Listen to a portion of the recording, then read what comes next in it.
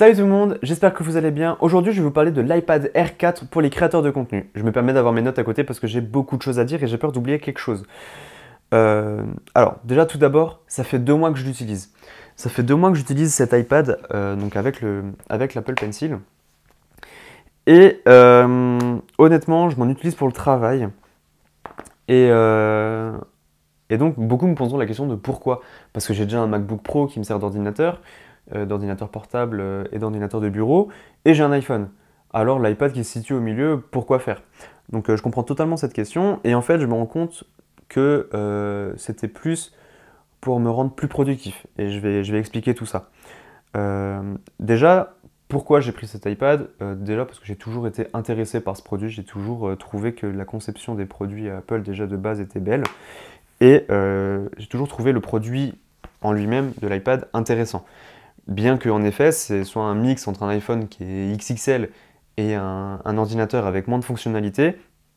Voilà. Mais depuis qu'ils ont sorti le Pencil, déjà, j'y trouvais déjà plus mon compte. Mais j'ai toujours hésité à sauter le pas. Je me suis toujours posé la question de est-ce que ça va vraiment être intéressant et est-ce que je vais vraiment le rentabiliser? La question, en fait, est déjà vite répondue, comme pourrait le dire le mec, la question est vite répondue. Parce que oui, en fait, je m'en sers. Et c'était pas un besoin, mais en attendant, ça booste ma productivité et je vais vous expliquer tout ça. Donc tout d'abord, moi je l'utilise pour de la création de contenu. Donc vous allez trouver des tests sur internet qui est beaucoup plus poussé que ça, mais moi je vais vous en parler pour mon utilisation de créateur de contenu, photographe, vidéaste, freelance. Tout d'abord, moi je l'utilise pour le démarchage. Pourquoi le démarchage? Parce que tout simplement, c'est dans une démarche éco-responsable et que c'est beaucoup plus facile de montrer votre showreel à un client depuis une tablette plutôt que d'un ordinateur ou sur un téléphone portable. Vous voyez, moi j'ai le PDF qui est sur l'ordinateur, je montre une vidéo, je clique dessus, je l'ouvre, et puis c'est tout de suite. J'ai juste à être connecté. Voilà, j'ai un Wi-Fi de merde, donc c'est pour ça que ça charge. Donc ça déjà, c'est parfait. Ensuite, je mets les photos, je mets que dans ma bibliothèque photo, je ne l'ai pas lié avec iCloud. Dans cette bibliothèque photo, je mets que les photos que j'ai envie de présenter à des clients. Mes photos les plus intéressantes ou mes dernières vidéos. Et j'ai notamment mon showreel qui est dedans. J'ai notamment mon showreel. Et honnêtement, c'est beaucoup plus facile de montrer votre showreel à un client comme ça pour qu'il puisse prendre la tablette en main que sur un ordinateur. Donc vraiment, attendez, je vais couper le son. Voilà. Donc vraiment, cet iPad pour le démarchage, très pratique. En plus de ça, avec le Pencil, on peut signer un PDF sans problème. Et donc, pour signer une facture, c'est pareil. Donc on est toujours dans une démarche éco-responsable et beaucoup plus légère que de prendre un ordinateur dans son dos pour aller démarcher ou pour montrer lors d'un rendez-vous client. Donc ça, déjà, c'est parfait.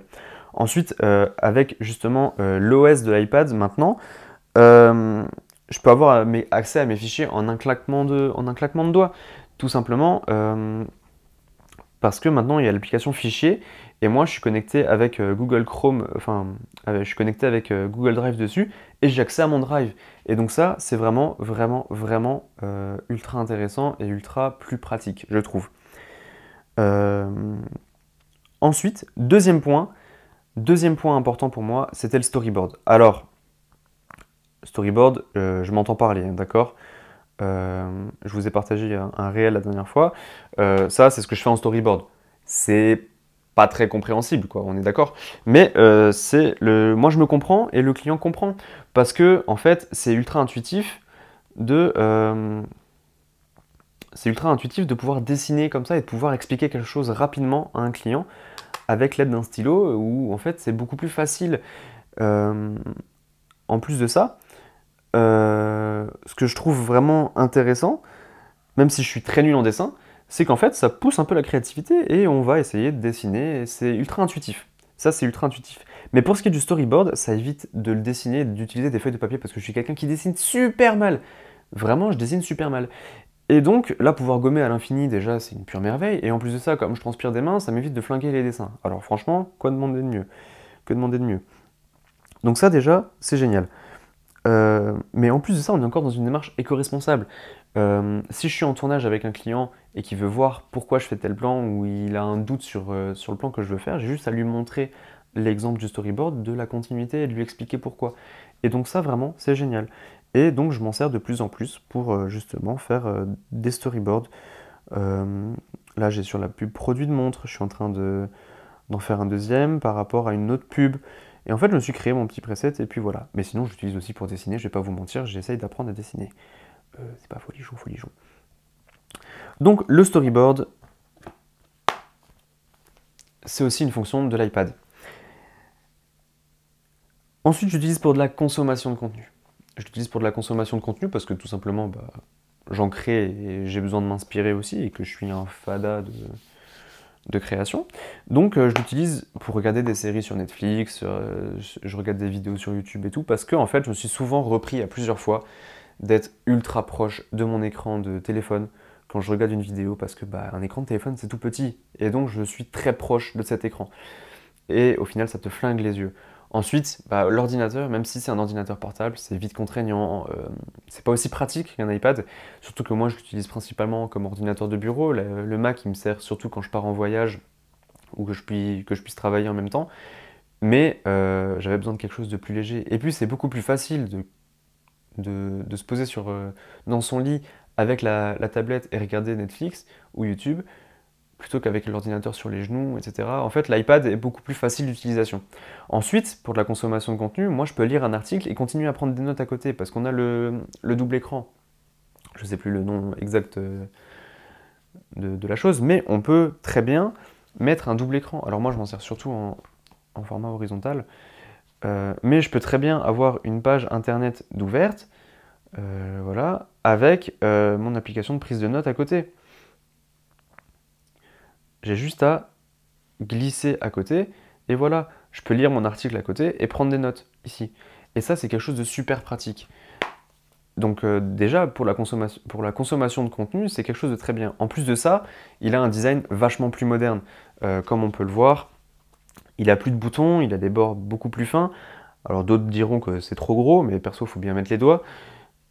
Donc honnêtement, ce design était déjà beaucoup plus épuré que l'ancien qui commençait déjà à dater. Voilà. Donc la consommation de contenu, c'est fait.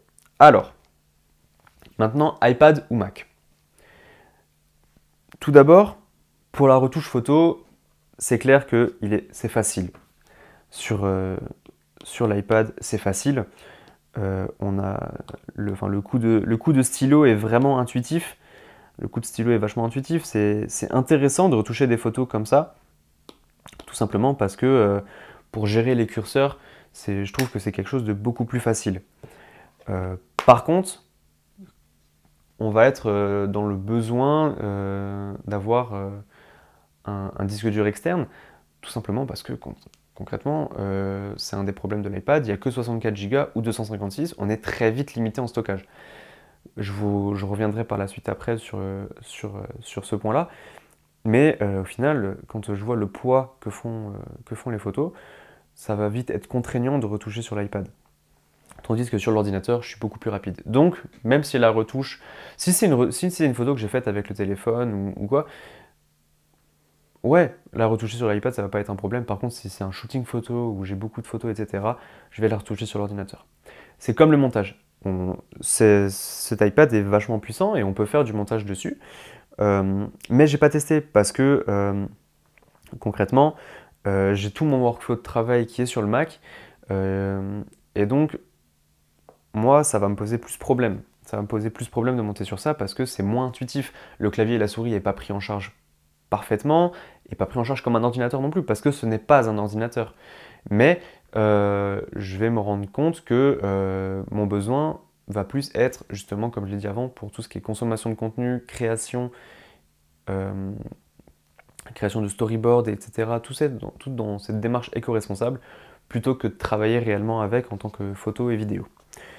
La prise de notes, par contre, je la fais à l'iPad 100%, parce qu'on a vite fait brancher un clavier externe dessus, ou alors on écrit avec le pencil, ou avec le clavier déjà intégré sur l'écran. C'est quelque chose de vachement facile, et en plus de ça, on a le double écran. Donc comme je l'ai dit, je mets mon article à côté, je prends mes notes à droite, et je commence à écrire ma vidéo. Ou alors, je me rends compte que c'est beaucoup plus facile également.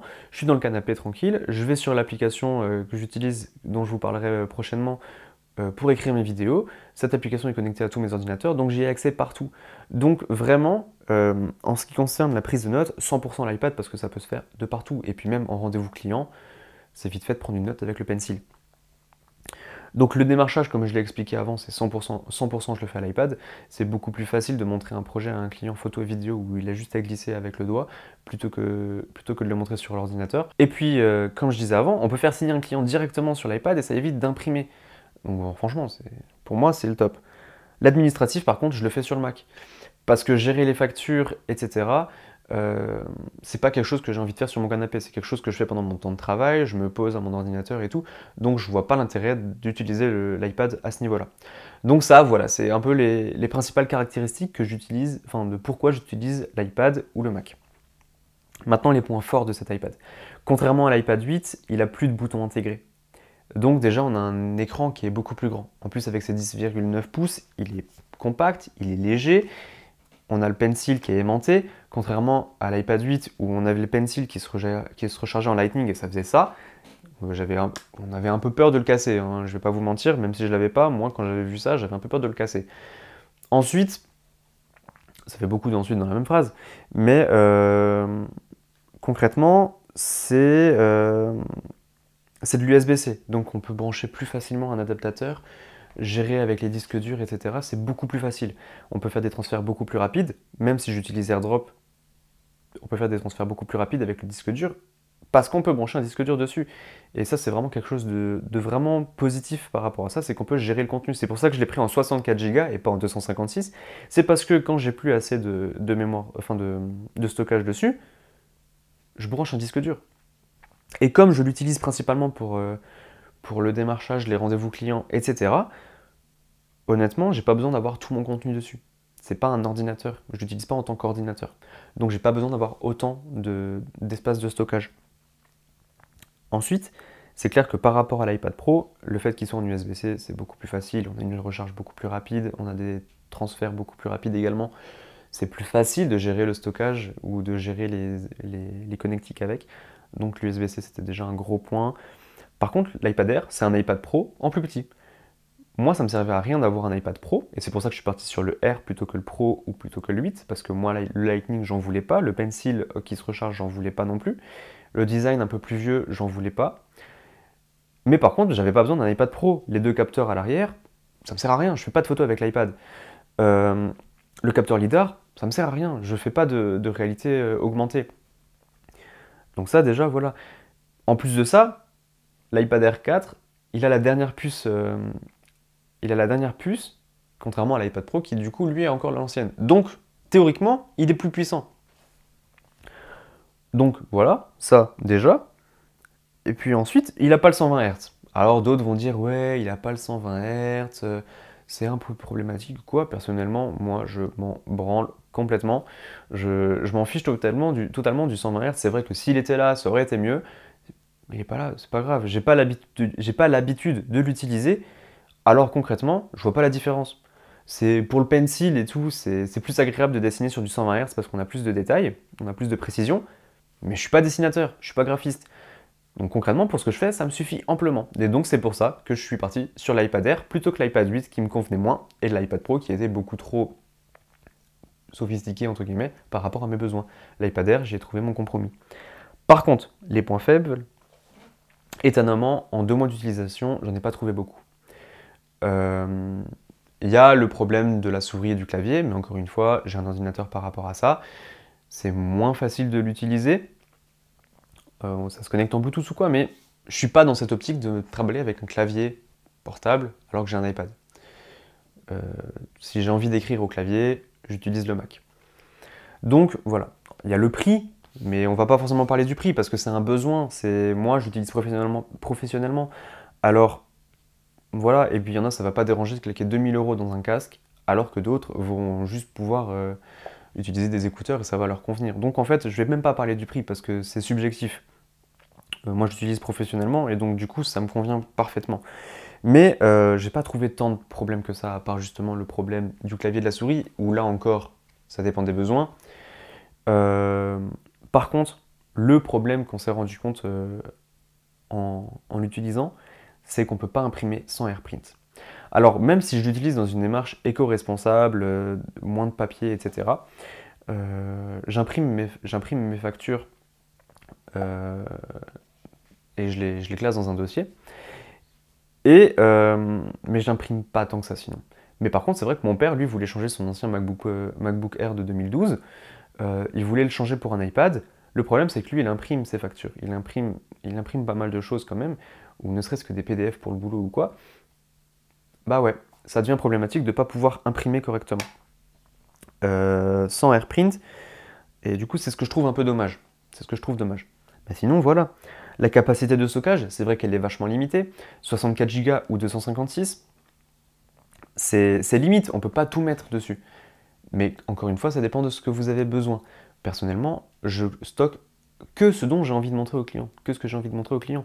Donc concrètement, j'ai pas besoin d'avoir plus que 64 Go. Et encore une fois, on peut pallier à ce problème avec un disque dur externe qu'on branche en USB-C ou alors qu'on branche avec l'adaptateur USB-C vers USB. Donc voilà, comme dit, le plus gros point faible, c'est l'impression. Parce que comme je l'ai dit avant, d'autres vont dire que le 120 Hz, c'est un problème. Personnellement, je m'en fiche. Donc voilà. En conclusion, cet iPad Air 4 est le juste milieu parfait entre l'iPhone et l'iPad, entre l'iPhone et le Mac. Et je l'utilise pour de la création de contenu, pour de la consommation, et je me rends compte que je suis plus productif, parce que c'est plus intuitif. Et en fait, on peut faire deux choses en même temps. Je peux regarder une vidéo YouTube et prendre des notes à côté. Et je me rends compte vraiment que je peux me focaliser mon temps de travail vraiment sur la création de photos, la retouche, le montage et tout. Et pour ce qui est de penser le contenu, je peux le faire tranquille dans mon canapé de manière plus intuitive, de manière plus facile. Donc ça vraiment c'est un très gros point fort. Ensuite, je dirais que l'iPad, c'est pas réellement un besoin. Dans le sens où, en effet, tout ce que je fais avec l'iPad, je peux le faire avec le Mac ou alors avec l'iPhone. C'est un juste milieu, mais je me rends compte vraiment que je suis plus productif avec. C'est un outil de productivité avant tout, et comme je l'ai dit avant, c'est pas un besoin ni une nécessité, mais c'est plus un outil qui va vous aider dans votre productivité. C'est vraiment comme ça que je le définis. Donc franchement, je pensais regretter mon investissement parce que je me suis dit, voilà, j'ai déjà un Mac, j'ai un iPhone, à quoi l'iPad va me servir? Et en fait, je regrette pas du tout mon choix. Je regrette vraiment pas du tout mon choix. Et je me surprends à l'utiliser de plus en plus et de plus en plus régulièrement également. Donc voilà. Merci à tous d'avoir regardé cette vidéo. N'hésitez pas à me dire en commentaire si vous utilisez un iPad ou si ça vous a donné envie d'en acheter un. Et dites-moi aussi en commentaire pourquoi vous l'utilisez ou pourquoi vous l'utiliseriez. Sur ce, je vous dis merci à tous. Ciao tout le monde.